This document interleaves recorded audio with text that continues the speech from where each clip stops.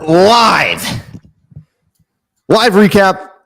Fresno State loses to Washington State. Tough one. Welcome in. If you're on audio, welcome in. I know this is sudden.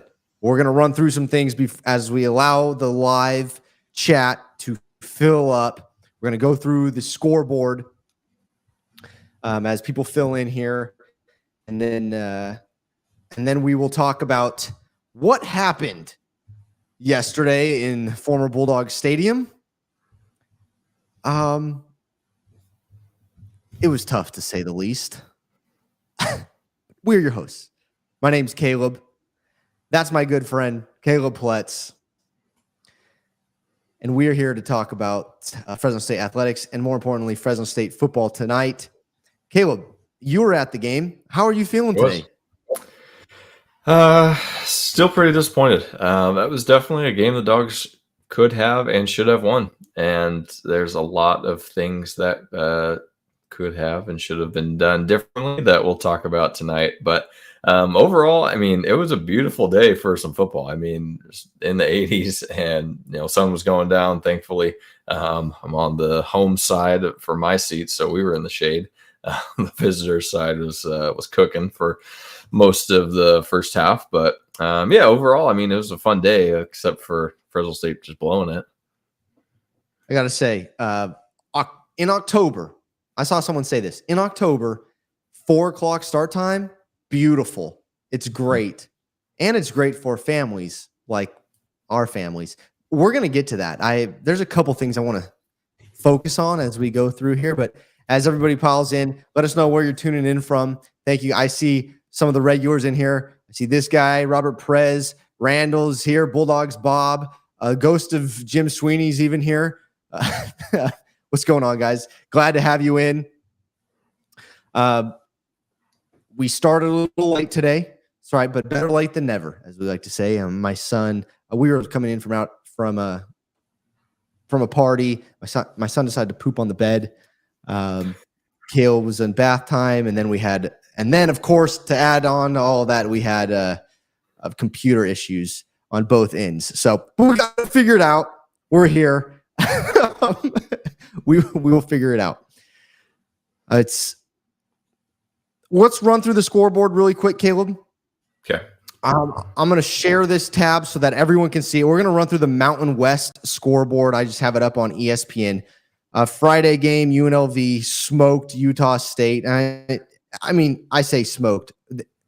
They allowed 34 points, but most of them were in the second half. I mean, look at that first half, though. It wasn't close. And then this is something that I don't think anyone thought they would ever see is Petros, the quarterback for Utah State, threw 59 passes. That former Iowa quarterback. But UNLV, Caleb, looks great. They look like the team to beat. Them and Boise look like the teams to beat. Did you, by chance, get to catch any of this game? I did not, but yeah, from what I have gathered from talking to people that did watch the game, certainly seems like UNLV is still firing on all cylinders, and really poured it on in the first half, and kind of coasted in the second half, and got some of the reserves in. So not really surprised there. Tough start for Utah State, 1-5, compared to 5-1 for UNLV. So like you said, I think they're definitely a team to beat here. To end the night last night on the islands, Boise State versus Hawaii. I got to watch a little bit of this. Dude, just give Ashton Jeanty the Heisman. That's all I can really say. Give him the Heisman. Dude's a freak. Did you get to catch this one? No, I mean, I watched a couple highlights, but it's going to be interesting to see if, being a G5 player, if that counts against Jeanty, because statistically and even just eye test, he seems to be the most dominant player. But for his sake, maybe getting to the college football playoff is what's going to have to, seal his, or at least add to his resume for the Heisman voters, and see if he can put up a strong performance against, maybe a higher caliber competition, perceived at least in the mainstream. His game against Oregon is going to help him a lot. He had a good game against Oregon. Oregon had a huge win yesterday. Colorado State beat San Jose State. I think you and I both picked San Jose State in this one, even though Colorado State was favored. 31-24, Colorado State. I didn't get to watch this game. But I mean, I guess, I don't know if Colorado State's starting to figure it out or what. Did you get to see this game? No, I mean, honestly, really the only game I watched was Fresno State at home. I mean, we were tailgating beforehand, so I wasn't really watching early games, and then got home and it was, get my son to bed and handle family time. So didn't get a ton of extra games watched yesterday.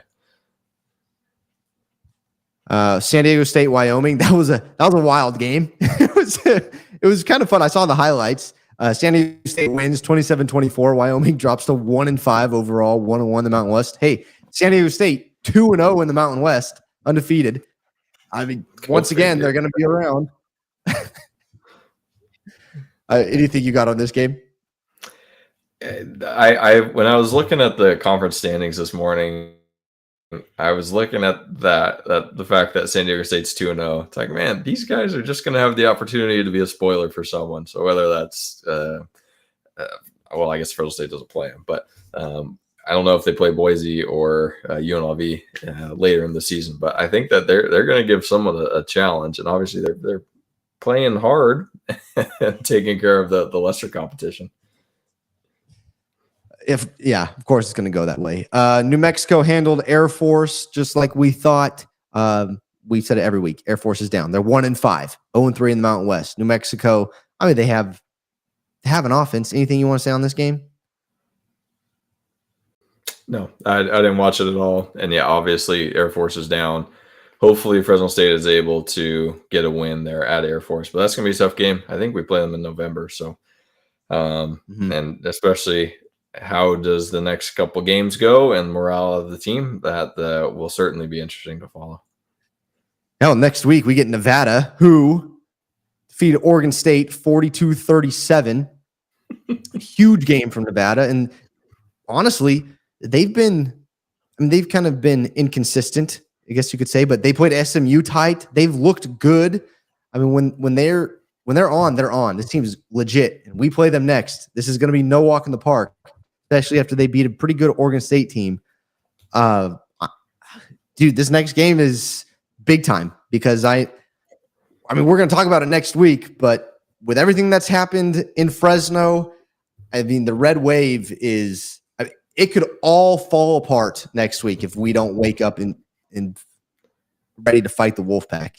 Yeah, just quick comment here. Nevada has certainly improved from last season, and two games that we maybe sharpied in as wins preseason was at Nevada and then home against San Jose.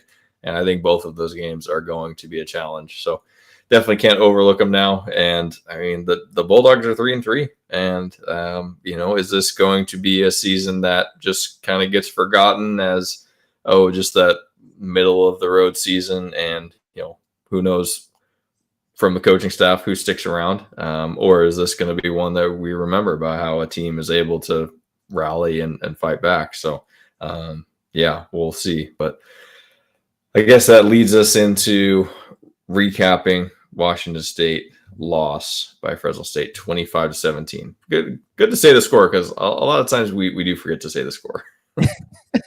Is it good to say the score? No, that's true. Here's what I want to know from you before we get into the game, Caleb. Atmosphere in former Bulldog Stadium before and during and throughout the game. It was a slow filling stadium. I think, the sun was probably a bigger factor, and maybe people waiting a little bit longer to get to their seats just so that they're not sitting in direct sunlight. And I did hear a couple comments, walking into the stadium of people looking like, oh, my seat is direct sunlight. Maybe let's just hang out up here until the sun goes down a little bit. So that was kind of funny. But I mean, once the game got going, I thought it was a really good atmosphere, louder than the previous two games that Fresno State hosted so far. So I think that there was positive momentum. It definitely was not a sellout. I mean, there were lots of chairs open. So, but overall, I think it was good. For the most part, I mean, we were cheering on defense. We weren't doing any silliness like doing a wave or anything when we were on offense. So I think just crowd intelligence is improving a little bit throughout the season. So overall, I do think it was good. I mean, I think most of the critique is going to be the early departing fans, and I mean the Dogs still had a chance. On the last drive, a couple minutes left, and I mean the stadium was maybe half full, and still more heading to the exits. So it's hard to get them to stay in their seats all the way, through the end of the game. But overall, I would say game atmosphere was good. Good to know. I saw I saw some comments about the sun and things like that during and after the game online. So, but I was interested to see what goes on. I am, there's a lot of talk online about getting people in seats, and they did half off beer, I believe, if you're in your seat an hour before, which is fine. And I think they're trying something that's good. However, I mean, if you're tailgating and you're outside, you're not paying for beer. So it's tough to compete. My wife said something, and this came from my wife, that I liked. And she said, and Caleb, I want to get, and you guys in the chat, I want to get your reaction to this as well. They need to buy into families. And that may be a little biased because we're starting a family, but Fresno is not a college town. Like Ann Arbor and all these places where big crowds and large colleges, lots of students, that they're a college town. The entire college is going. We have 1,000 kids on campus. The rest are commuter kids, and it's hard to get them, being honest. We got to buy into the family, build from there, do family deals, things like that. I think that's the way to go, Caleb. I mean, I think about you and me. The reason we are fans is because grandma and grandpa took us to games. Right. Grandma and grandpa took us to games. So I think that the buy-in, like 4:00 games, huge for families, deals, things like that for younger families. That's the way to do it. I don't know. What are your thoughts on that? Yes, I do think that would be certainly positive. So I think that part of that is almost like a minor league baseball, like marketing mindset. Because, if you go to most like single A games, it's, 4 tickets, 4 hot dogs, 4 sodas for, $40 or something like that. So I do think some sort of, marketing idea like that is certainly good. With the game start time, I mean, that's mostly out of the school's control. But future Pac-12, if it's like an all streaming, TV product, then maybe they have a little bit more say about when the kickoff is. But yeah, I do think you're right. But I don't know. I think that it might be split at least earlier in the season with when fans want the kickoff to be, because fans don't want to sit out in 100-degree weather or even in the sun for that matter. None of that should happen until about October, till this time of year. Maybe, especially this year. It was hot late into the year this year. Okay, well, let's talk about the game, Caleb. So, I mean, game starts out, and we're down 13-7 into the first half. What are your thoughts? And nobody scored in the second quarter. So halftime is 13-7. I want to start with the first half. What was your reaction at halftime? What are you thinking?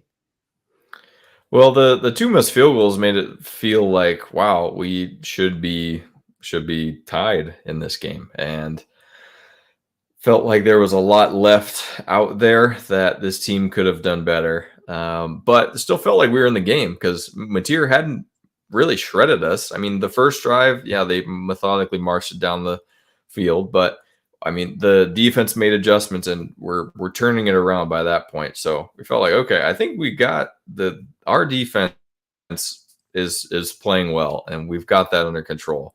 But holy smokes, is the offense going to be able to get touchdowns? Because Dylan shaky, missing field goals, and are we going to be able to score enough points? And obviously that answer ended up being no. But I mean that's still optimistic because I thought it could have been way worse. I mean, it could have been maybe Dogs down by like 3 touchdowns if things weren't going well. So overall, I felt like we still had a very good chance.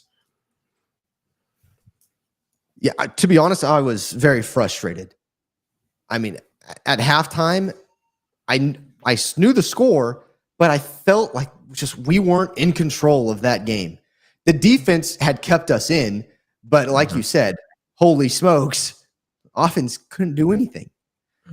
And the one drive we had was a nice pass to just Josiah Freeman, and then Josiah Freeman walked out of the tunnel in a boot. Oh boy, he's a mismatch. And you hate to be in a place at halftime where you feel defeated, but I felt defeated at halftime. And then after that, Caleb, we took the lead. And then I went out we had the crush at the winery. And so I went out to the winery and we had the lead. And then all of a sudden I turn around and we're down. And then I walked in and Mikey threw the pick six. Oh man, dude, and then I walked out, and it was rough, man. It was not a fun game. I watched all but that from when we were winning to that quick turnaround to when we went up 17-16, I believe, and then they had this 60-yard interception return, and then that was it. Dude, it was. I don't know. I mean, it was rough, man. There's a lot that we can talk about.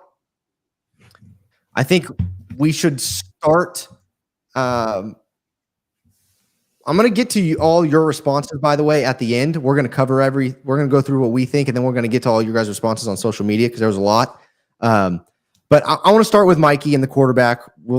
He's been the topic of conversation in Fresno for the past 24 hours. Initial thoughts on Mikey, Caleb. Go for it. And his performance.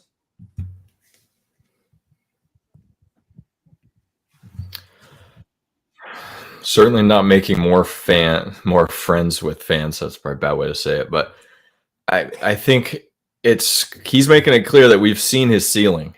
And I think you can make an argument that his ceiling was game 1 of 2023 at Purdue. Like, wow, this guy looks pretty good. Like, he can control the offense and, make clutch throws. But I don't know if we have had a performance that was as impressive as that. So, with that being said, you can certainly see the argument for making a change and going to one of the younger quarterbacks that maybe has a higher upside. Because at this point, I feel like, okay, Mikey is an okay quarterback. This year, he's made a lot of poor throws that have been picked off and have changed the game. I think that, his throws in this game definitely contributed to the Fresno State's loss. So, I'm certainly tempted to say, screw this, let's pull the plug and let's get one of the young guys in there and start getting them reps. But, I don't know if that's going to happen just because I think that Mikey probably gives Skipper the best chance at maybe keeping the job, just with not having as much, variation in performance from the quarterback. Like, that Mikey, for the most part, is going to have a high completion percentage. But this year, he's shown that he's making more mistakes, though. So, I don't know. It kind of makes you think, well, I'd rather have a young guy in there that's more explosive, can run, but then still throws 2 picks. If he's going to throw 2 picks every game, I'd rather have it be someone more dynamic like Joshua Wood or Jaden Mandel, because we really don't know what they're capable of yet. It's true. It's true. Well, in my opinion, you can't throw 2 picks. As a starting quarterback, you can't throw 2 picks. You can't be averaging 2 picks a game. You can't. Now, I will always go back to the O-line, and the O-line is not doing him any favors. However, when you watch Mikey, he stares at the same wide receiver the whole time and then throws it into double, triple coverage. I mean, the toss to Raylan Sharp in triple coverage, there was a holding, so it was called back. I don't know how that got through, and Raylan made a great play. And, an unbelievable toss by Mikey, but it was like is a prayer. And then you had the interception. And it just happens too often. His presence in the pocket there isn't a good presence in the pocket. And we got to step into our throw. Like, dude, it's not something that I get excited about when I watch Mikey Keene play. It's not something that I don't think many fans get excited about. Now, I agree with you. I don't even have the confidence in Mikey to like run a 2-minute drive, like a two-minute offense. We need to get the ball down the field, and I mean, even just score a field goal. I mean, obviously, at the end of the game, we needed a touchdown, but I don't even think we've had a drive like that this whole year through 6 games. Well, I'll say somebody on staff doesn't have that faith either, because we had the ball with a minute 30 left and 2 timeouts, and we ran the ball 3 times. Or we ran the ball twice and then went to halftime. Oh, what are we doing? And I heard the boos. People are not happy. So I think that says something too about the leadership. And I posted about it on my personal Twitter, is that this team has a leadership problem.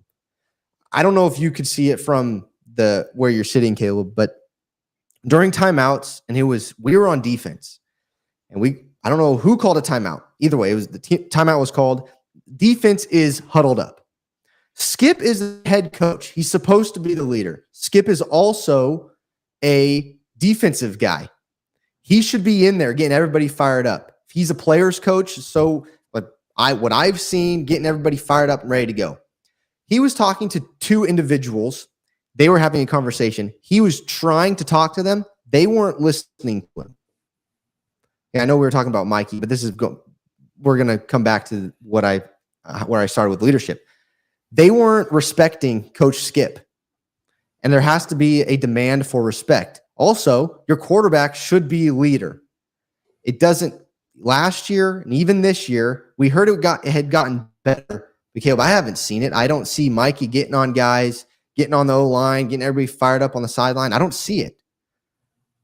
In my opinion, you rarely see Mikey going, like, giving guys high fives, like going, checking in with the O-line, like trying to hype them up. I mean, usually he's just stoic, standing there on the sideline, not really talking to anybody. So, I mean, obviously that could work in some systems, but for the quarterback, I mean, you have to be the leader of the offense, and have the guys believe in you, or at least believe in yourself, and try to sell that to the rest of the guys. Like, we can still do this. And yeah, certainly not evident, to the fans that's happening.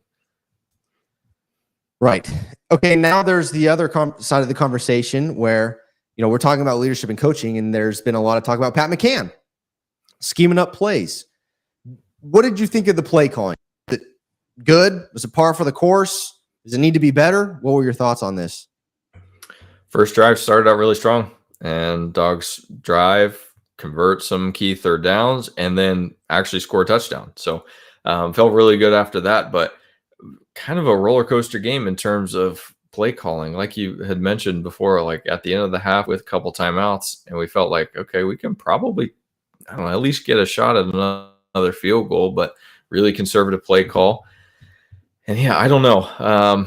Certainly don't feel better about play calling this week. And if anything, you have to wonder what kind of confidence McCann has in Mikey, because obviously if he's not confident that he can drive the ball down the field, find the open receiver, and pick up some chunk yardage, they're just worried about not throwing another pick six.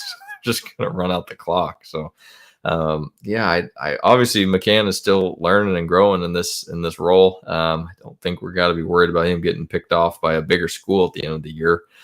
I guess I'll just leave it at that. Well, McCann's play calling actually added to my frustration, to be honest. Like, yeah, he can scheme up some things here and there, but Elijah Gilliam was almost unstoppable last night. Mm-hmm. And this will move us into the running game. He had 20 carries for 120 yards and a touchdown.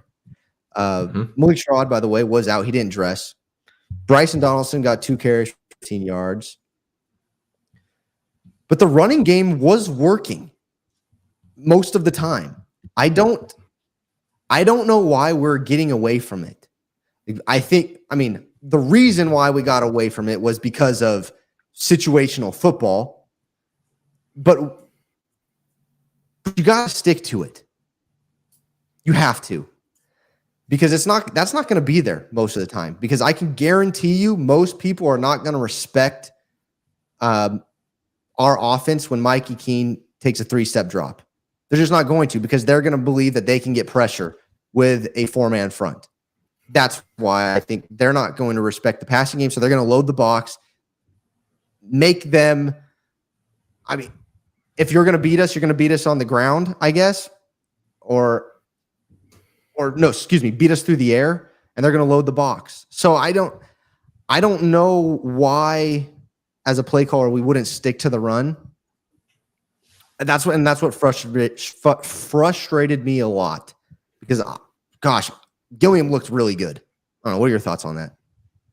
Gilliam and Donaldson. I mean, frankly, I would have liked to see more Donaldson. I mean, his first run, he ripped a long one. I think it was 13, and then he only had one more carry for 2 yards. But yeah, between the two of them, they certainly had one of the better rushing performances of this season. Because I mean, I don't know if this is going to be popular or unpopular. I don't know. Maybe I get some hate for this, but I think those two guys need to be the main guys running the ball. I mean, I think that Malik, it's kind of resorted himself to maybe being a third down change of pace back, because we just need the running backs that are able to run north south. And I mean, we saw it with Gilliam all night. I mean, he was hitting the hole hard and dragging a guy and getting an extra yard or two, and that's just not really something that Malik is able to do just with his play style.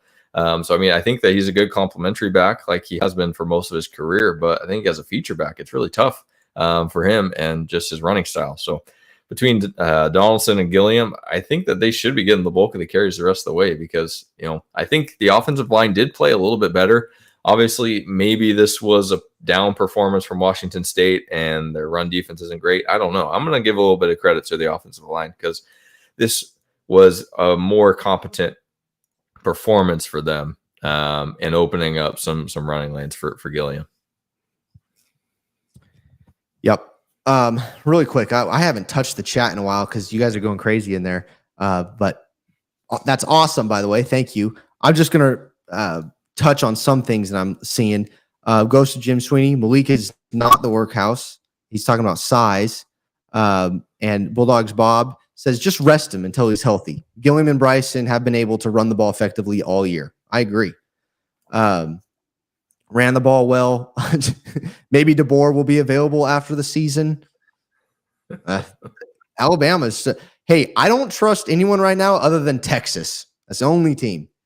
We're talking national championships. Donaldson, workhorse of the future. More back from Mizzou, question mark. Fresno State won most stat categories except points. 12 penalties didn't help. Very true.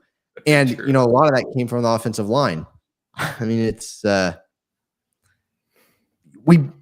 that aspect, yes, we beat ourselves. RPOs and screen pass plays is what's needed. And then some people are saying that the play calling is more of an issue than Mikey. So we went into this game. We'll touch on receivers and everything. We went into this game with a lot of questions. Did you get any answers? No, definitely not. I think, especially with the tough schedule coming up, who knows what type of team shows up. But I think that the defense has things figured out for the most part. So like we thought at the beginning of the year, the defense is going to be what carries this team, and is the offense able to put enough points up? And for this game, I mean, the defense, take away that pick six, what they give up, 17 points maybe. So yeah, I did get an answer, and it's we're not good enough yet. We got to get better. Stats for receivers in the receiving game. Magdalena led the team in yards with 61 on 4 catches. Raylan Sharp, 6 receptions for 60. Josiah Freeman, 2 catches for 39 yards and a touchdown.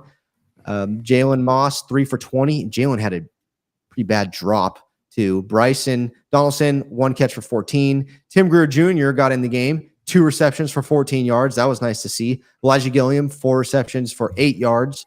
And Cam Beecham, 2 for 4. Thoughts on the receiving game?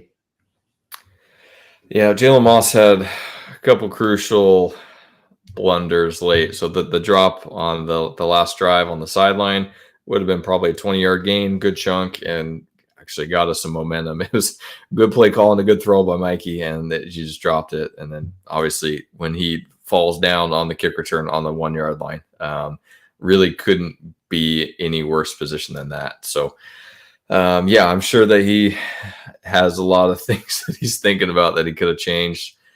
But, Raylan Sharp has been very solid this year. Obviously, Mac has showed that he is still very dependable. So, I feel pretty strong about the receiving core.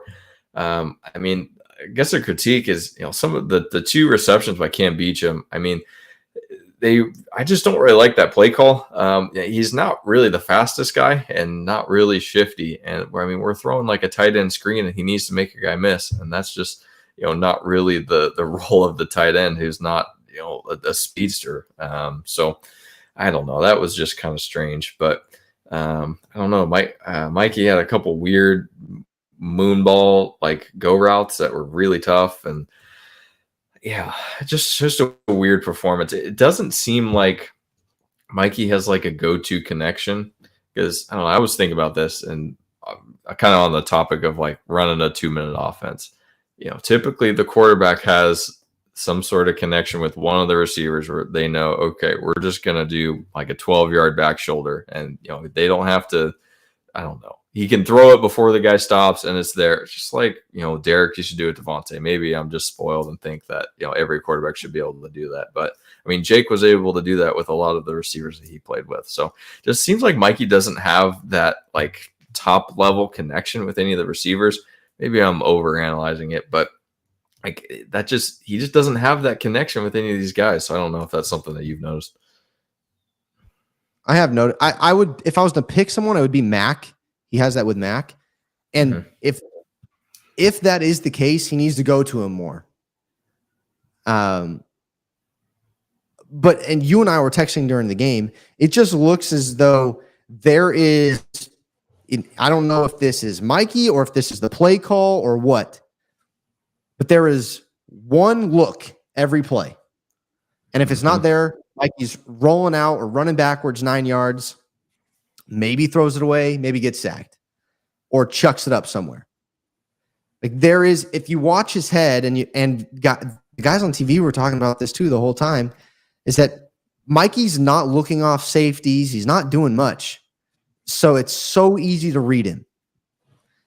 And it's true. And everybody's been talking about this for the past year and a half.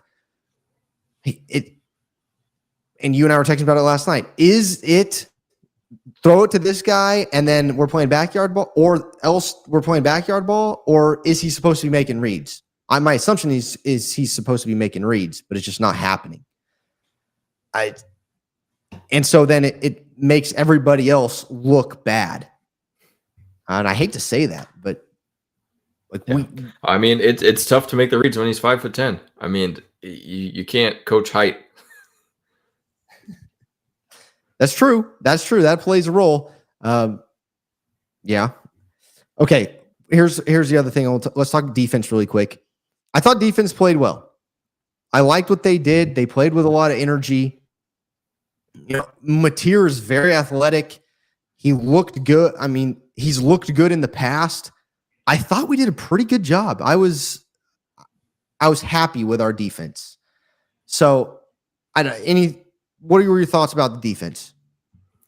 Yeah, I was impressed at how the defense was able to, make some adjustments and basically solve Mateer for the most part. I think he only had maybe 60 rush yards, which is a really good performance by the defense. So, there was a whole lot of different personnel looks. And there was sometimes, we had like a 5-1 look, like 5 D linemen and just Phoenix Jackson at linebacker. It was like a 5-1-5. It was just, I hadn't really seen anything like that, but it worked. And we were able to get the pressure, and it does kind of make sense. Let's get 5 guys in there that are good at rushing the passer. But so I like the creativity. Obviously, they aren't being just kind of sitting back and running the same shell defense. They're making changes, ton of substitutions, and I think that the defense is much improved. So that kind of makes you think too, because obviously Skipper's a defensive guy. So if he's putting extra effort with the defense and making sure that that's solved,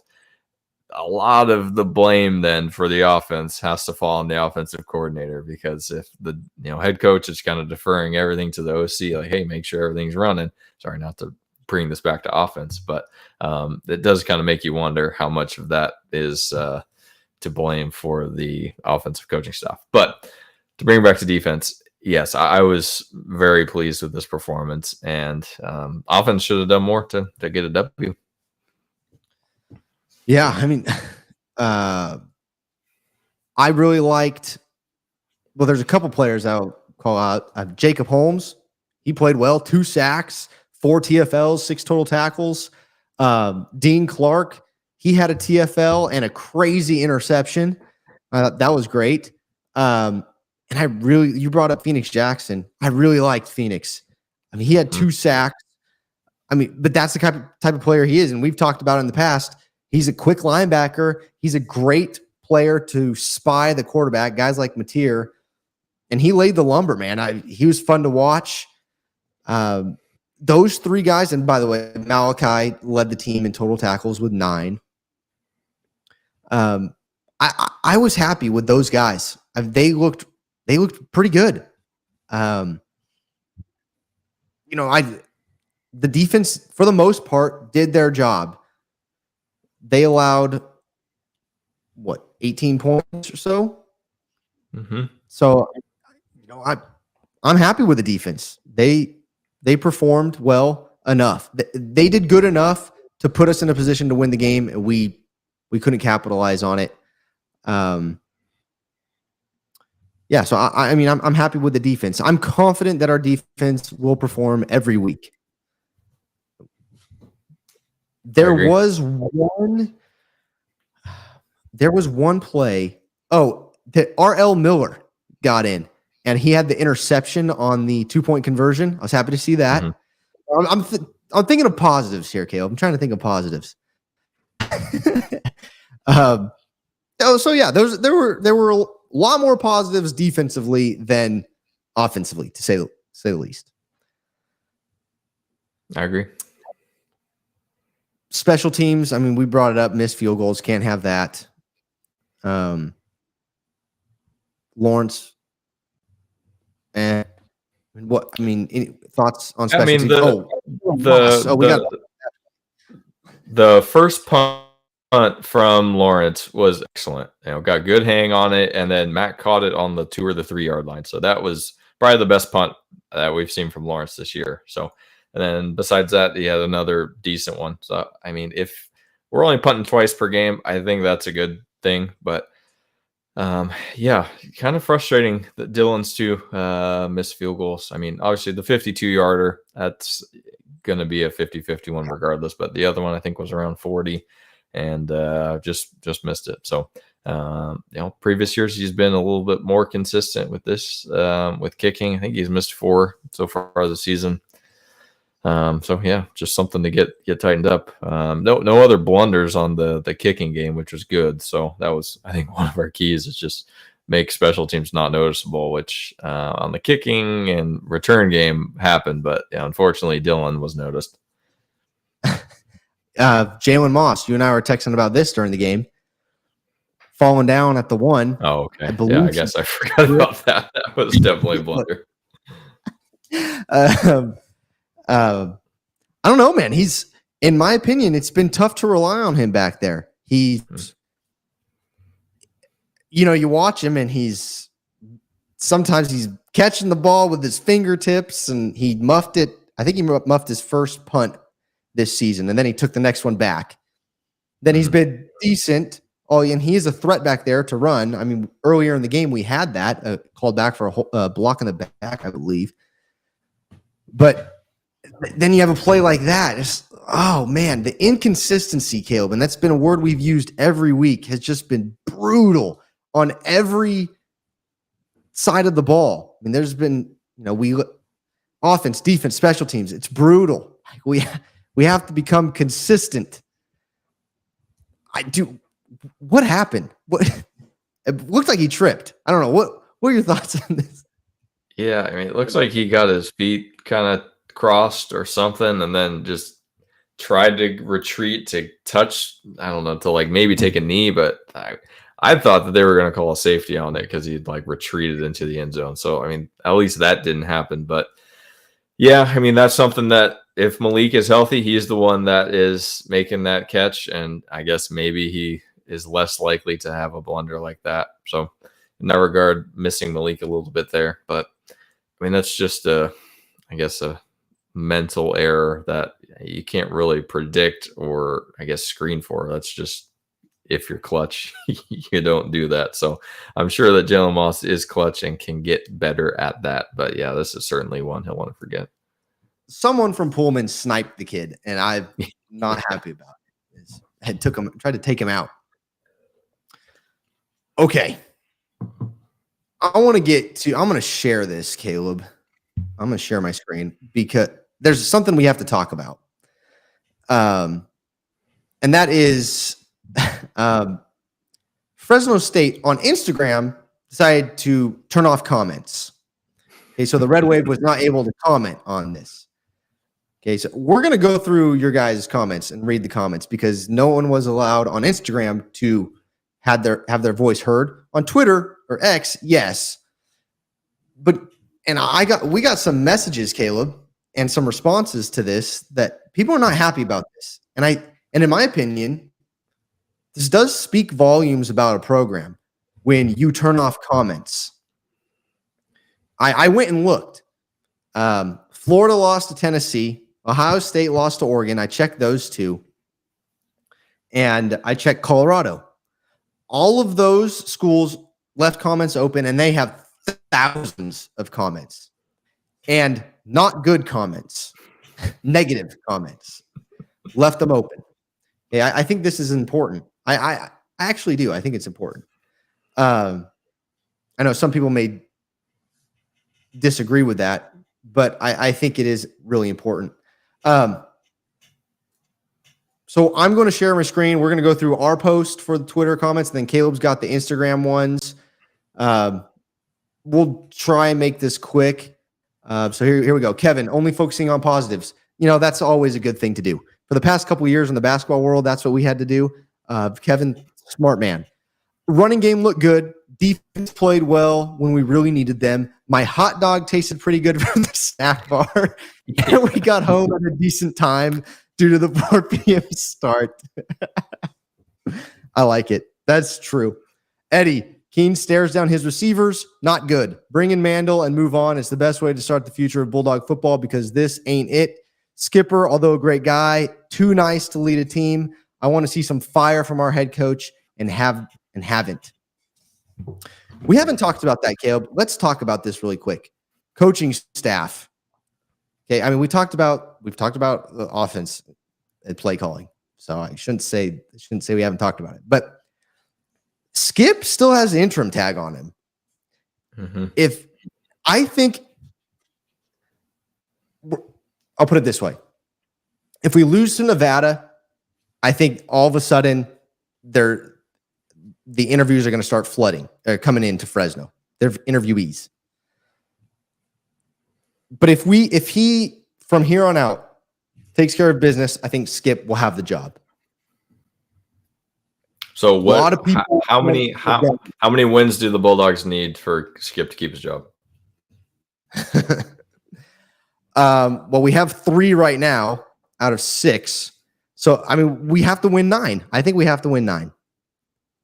I think with a team like this, I was putting it at 8 and 4. I think that like one more loss, I think is okay.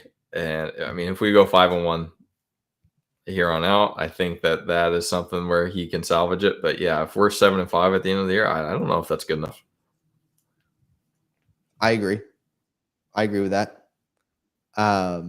They're going to need a lot from here on out if Skip wants to keep the job. And because of the high expectations. Okay, let's keep going.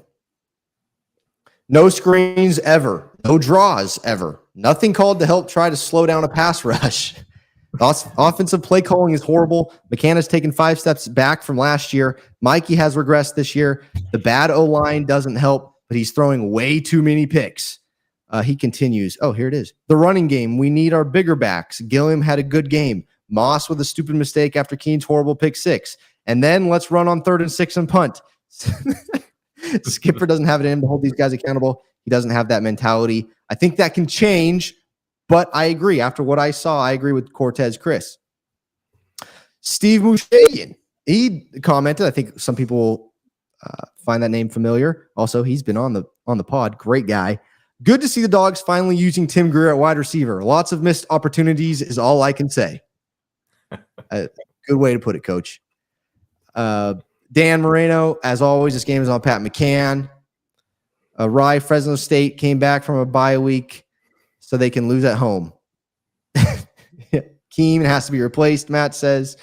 There's this photo floating around. I won't read it because I know we have some kids that listen, but check it out on YouTube. Whimsicali, O-line is still a problem. Tackling is a problem. Play calling is a problem. D-line, not enough pressure. Quarterback, poor reads. Penalty problem. Too many self-inflicted problems to overcome. We gave that game to the Cougs. They didn't earn it. We gave it away. Caleb, I read this when it came in, and I put a marker on it because I want to talk about this. Did we give this game away? I think so. And something that we haven't really talked about up to this point was 12 penalties and several personal foul penalties, like after the play is over, that are just detrimental for this team. So it certainly seemed like a lack of discipline from a lot of the players in some way. And yeah, we definitely gave away a lot of yards in this game and, put ourselves even crucial false start late in the game when we were driving, kind of put us back behind the sticks. And so, yes, I do think we gave this game away. I agree. We gave it away. We didn't play well, and we did give it away. Nick, I've accepted it. Just won't be our year. I agree. Curtis, what a heartbreaking loss for the Dogs. Had total control of the game until the horrible decision by Keene to throw a pick 6. Few thoughts. DBs have to intercept those 50-50 balls. Physicality and run game look great in second half. Totally agree. WTF, Keene special teams. Keene is not the guy. Randy Jackson, this is an undisciplined team. That's a good way to put it. After what I saw with the interaction between Skip and the players on defense, that's what I saw. Undisciplined. He's supposed to be the leader. The players are dancing on the fields. Oh, here he goes. Slapping other players. Procedure issues. All cost the team. Yep. Coach needs to smile less, coach more. Seems lost on sideline. Fresno State need bold replacement like BSU last year. Priority list from Sierra Nevada Sam. LA Bowl, Guaranteed Rate Bowl, Armed Forces Bowl. He lists the bowl games. So priority, make a bowl. So sounds like Sierra Nevada Sam saying 6-7 wins, he could be happy with, especially if we win, and if we go and Caleb, if we win 7 games and then win a bowl game to finish with 8, what are your thoughts? I don't know. That might be good enough. I mean, just because Skipper's in economical hire, I think, and that he's not going to command the kind of salary that on the open market maybe Fresno State can't even afford to pay. So that's kind of the negative Nancy financial outlook of a university that maybe doesn't have the money for for a bigger name. I swear though, if we go to the New Mexico Bowl again, I can't take the New Mexico Bowl anymore. Exactly. Especially after this season playing New Mexico and New Mexico State, and they send us back there again. That'd be brutal. PZ, pick 6 killed the game in Ann Arbor. Pick 6 lost the game versus Wazoo. Sierra Nevada Sam continues. That was a rough game. We have it away. We gave it away multiple times. Sloppy and should have walked away with a win. Another note, I was disappointed in the fan base. Okay. Even with a 4 p.m. kickoff, didn't seem to make a difference for people showing up late and leaving early. Yep. Phil R. Defense caused 2 big turnovers in the first and was locked down in the second. Another bad Keene day. Horrible picks. Bailed out. Another by a penalty. Run game was working. Should have kept up with it. Yep. Randy Buller. I know. I saw him in here. Team gave up. Or they lost so much focus and composure, it looked like they did. Coaches included. What a complete implosion the last 10 minutes. There were some really dumb play calls. 2 inside runs on 3rd and long are at the top of the list. I agree. 3rd and 6, and we run the ball. Gosh. George Crawford, offense looks horrible. Running game was better. But then our pass game was worse than it has been. I feel like we need something other than just shotgun formation. Look at Boise State's offense and how diverse they are with play calling and scheme. We need a new offensive coordinator. Caleb, here's my thought after reading that comment. Why, oh why, when we struggle, is Boise just always tearing it up? I hate it. I mean, I love that the Mountain West is well represented with Ashton, J&T, and Boise. But I can't stand that it's Boise. Why can't it be a Colt Brennan-led Hawaii team again? Like, what is going on? I hate to compliment Boise, but they've had a string of dominant running backs, and so they've been able to rely on that and have that be part of the offensive identity, which that is more foolproof than having a supposedly gunslinging quarterback. And Boise's coaches are always pretty good, other than the one previous. Oh, here comes my 2-year-old. He's going to tell me to be happy. Just lighten up, Dad. So they've had great hires. They do a great job hiring coaches. Okay. Rodrigo, Keene is the best QB and most accurate passer we have. But with that O-line, he will continue making mistakes. We need to change if we want to go bowling. You know, I kind of agree with Rodrigo. Like, we see it in some passes. Like, Keene makes a great play, and then he makes a complete bonehead high school pass. And then the O-line doesn't contribute as much. And so whether that changes completely changing the offensive scheme, whether that, to be honest, I think we've tried changing it up on the O-line and it hasn't happened. That's not going to make it better. So I think a completely different offensive scheme. If that means changing the quarterback, then let's do it. I don't know.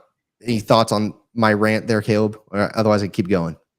Yeah, just keep it rolling. Okay, Bradley, common denominator, Skip. Keene plays like the best quarterback in the conference under Tedford, plays like a high school quarterback under Skip. Time to start the head coaching search. Bench Keene. Keene gone, McCann, Skip. Wow, oh man. If they're all at practice, we don't take winning seriously. Oh man. Switch QB1. Might pop a forehead vein. Defense kept the team in the game. That's the only bright spot, Richie Rich says. Offense is terrible. Special teams is embarrassment. Time for a coaching change. Valley of the Dogs. My thought is we need something new. Drip dropping. Skipper wasn't hired to be a head coach. He only got it because Tedford got sick. He doesn't know what he was doing. Oh, man. He could take the kicker with him. Oh, gosh. Rodrigo, 2 weeks ago, I put more blame on our offense because they couldn't move the ball. Our defense was gassed. That O-line was has not improved much. Sorry, but Keene and McCann are going to cost Skipper his job. With that O-line, Mandel, size, Wood, speed would fare better. I know you guys can see this. Oh, no, I haven't been sharing, fudge. Mikey Keene, weenie arm. Mediocre coaches, mediocre play. It's simple. We pay chump change to coaches. This is what you get. Been a Bulldog fan my whole life, and it's the same script every year. When will we ever get over the hump and be an above average program? Jay Munoz, you're speaking to the choir, my friend. Every year, and I have to hear from my coworkers now. They just make fun of me. Oh, every year Fresno State's supposed to be so great, and then they never are. They always fold. Clarence, are you coming around now? Clarence has been on my case this whole time about getting rid of the coaching staff. Yes, Clarence, I'm slowly coming around, but I got to see a little more. I want to see one more game. Give me one more game, okay? Please. Chico, thoughts are, this coaching staff is dog doo-doo. Fourth quarter play calling was embarrassing and the worst pick six I've ever seen. I agree. Caleb, what do we got over on Instagram?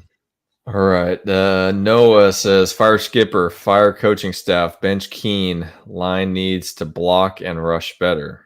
Okay. Red Wave _ report. Should have kept feeding Gilliam. Defense stepped up, but offense stalled due to bad flags. Yeah, true. All whack 55, friend Mike Stovall. Skipper is our guy. So I don't know. Clarence has some opposition there. Let's work on our average fan base. half off beers to good fans. Go Dogs. We got what has happened to Mikey Keene from B Benetti 06. We don't have an answer for that, unfortunately. Kevin says, I was saying the defense played a great game. Offense needs more work. King of my castle says, bad play calling. Keene needs to read the D better. Lynch needs to make those field goals. Had our chances. M Saul 85 says, undisciplined. That's on the coaches. And Keene's not the guy. Too many interception ending drives and can't stay in the pocket. Also true. Diego says Mikey lacks the it factor Jake had. He plays scared. So maybe that's something that maybe we didn't appreciate Jake Haener as much as we should have, because I think that this just shows how good Jake Haener was, and being able to overcome some deficiencies in the offense and being able to make the hero play and get out of the pocket and then have a strong arm enough to make the throw down the field. That was my addition to Diego's comment there. And I tell you what, Saints fans, I bet you want Jake to start now. I don't know if you saw what the Buccaneers did to the Saints. They didn't start Jake. They started Spencer Rattler, and they got blasted. Sorry, I'll let you keep going. Randall 64 says Keene ain't it. Curtis says, what can be done with all the empty red seats on the east side of the stadium? Pure BS. And last one, Lake Ness Monster. And we got to get the red wave people in there. Get his red wave people in there. We actually filled all our seats this week. I'll be honest. We've with my family, we've had poor performance this year. But I have a newborn son, so my wife hasn't been coming to the games, and some of the other family members haven't been coming too. But this was our best turnout this game. Let's go, Post family. Let's go. Lake Ness Monster says, what reason would Keene still be starting going forward? Sorry, I don't really. Ooh, what reason? Mm-hmm. Probably just experience would be my guess. Caleb, can you pull up the DM from Randy Price, please? He DM'd. Yes. In our DM messages. Randy, but yeah, okay. reasons for. Sorry, go ahead. Randy says frustrating penalties and Keene's decision making ruined any momentum that we had.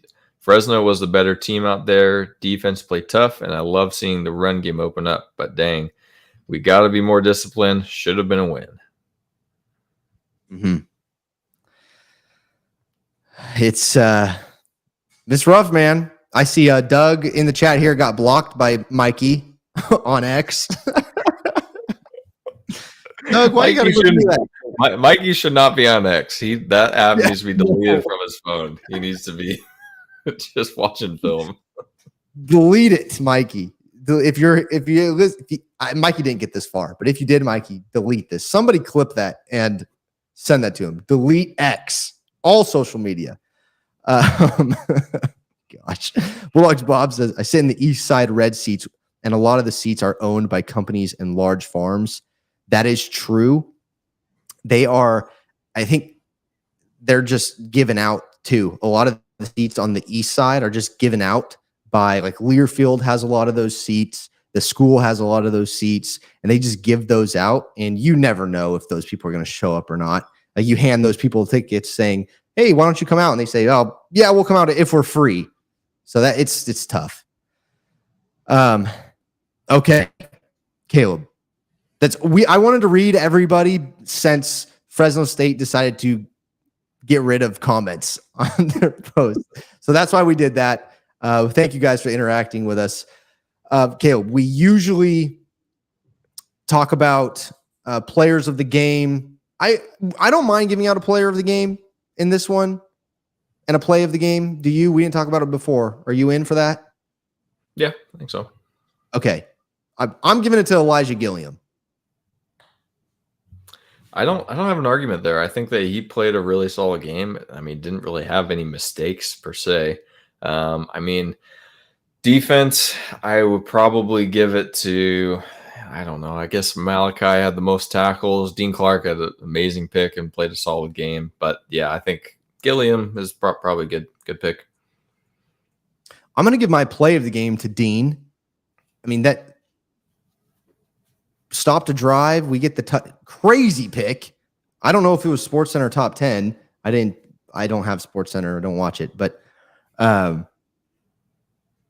if they score there, what are we looking at? That changed the game. Mm-hmm. So I'll give it to Dean on defensive player of the game, just doing that and play of the game.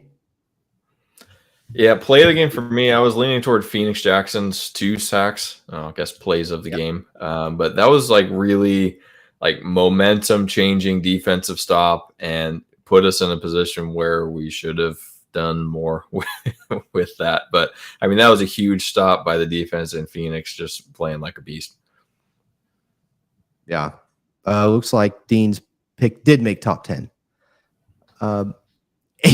Every Avery Kearns in this chat was going on. Avery, he makes a point. He made a comment, or why not let the offense decide what they want to do? Better than running play after play that doesn't work. And every time I hear that, I think of that movie, Glory Road, the basketball movie. Yeah. And they say, Coach, let us play our game. It's fine. I'll let you play your game, but you also are going to play my game. So kind of like play your game within my game sort of deal. And then they go out and, win the national championship. That needs to happen. I think that needs to happen. I don't know how you do that with football. It's a team sport. You got coaches calling plays. I don't know. Mike, you'll have to know the playbook. Somebody would. I think you'd have to have a really confident quarterback that has the buy-in from the rest of the offense and that they want to go to battle for him. And I don't know if that's the case right now. Right. Bulldogs Bob says the real play of the game, which I agree with. Keen pick 6. Yeah. True. Yep. All right, dude. I mean, is there anything else in this game that we didn't cover? I mean, it was a rough game, dude. After coming off a bye week, to respond to a blowout loss to UNLV like this is not good for the fan base. It's not good for the team. Maybe it's a wake-up call. We've seen in past years Fresno State do something like this and then win out. And I think with the talent on this team, we can do that. They just have to find their identity. We don't have a leader. Offense, defense, coaching staff. I don't think we have a leader anywhere. We need to find our leader. And then we have to figure out our identity and stick to it. I do have one comment that I forgot to bring up earlier regarding clock management. So late in the game, it was our last defensive stop. I think Washington State got the ball back with like 2.5 minutes or something like that. And now there's the 2-minute warning or 2-minute timeout, and Fresno State has all 3 timeouts. So Skipper decides to let the clock run like from 2:33 all the way down to the 2-minute warning, instead of trying to call the timeout and use the timeouts before the 2-minute warning. And then you can, as long as you get the 3 stops, you basically get to save the timeout. So instead he ran it down. I mean, it ended up, we stopped them 3 plays in like 10 or 12 seconds. So it wasn't a huge difference, but it would have possibly been an extra, I don't know, 20 or 30 seconds on the clock. And I just thought that was maybe not the best clock management there. And I know he's got the guy with the clipboard that follows him around the whole game that has to be knowing the analytics and that stuff. So, I mean, if that guy isn't telling him, hey, maybe use the timeouts here, I don't know. That was just something that I caught and wasn't too pleased with. I'm with you, man. Clock management is huge, and we don't have it right now. We got to learn how to manage the clock. We need, I think Elijah Gilliam stayed in bounds one play when he should have ran out of bounds. Clearly could have. There goes some time. I mean, it's little things like that, and for when those things happen, it makes you think, like people have been saying, this team is not disciplined. And we have to get there. And that starts at the top, and leadership. So I think we're all preaching to the choir here, and we're saying we're going in circles, but something has to change. And who that is, what that is, they know. I think they know. I hope they know, because we can all see it. And so it's time to look in the mirror and, take that gut check and turn it around, because Nevada's no joke. Reno's going to be ready. Big win. I mean, I'm hoping for a letdown game after a big win, but we'll see. We will see. So it's going to be fun, man. Let me rephrase that. It's going to be fun from a football perspective, as like I think we're going to see some good games coming up. But as a Fresno State fan, it could be tough. We'll see. We'll see. Any parting words, Caleb, before we turn our focus to Nevada? I think that does it for me. Hopefully we can build on the positives this week, and defense can show up and have another shutdown performance. I need to watch a little bit of Nevada, because I don't think I've watched any of their games yet. But I do think that the defense can keep us in this game. And yes, hopefully the offense can clean things up. Randall says, interesting, not fun. Yes. Spencer, keep turning your friends of yours into Bulldog fans. I see you out there.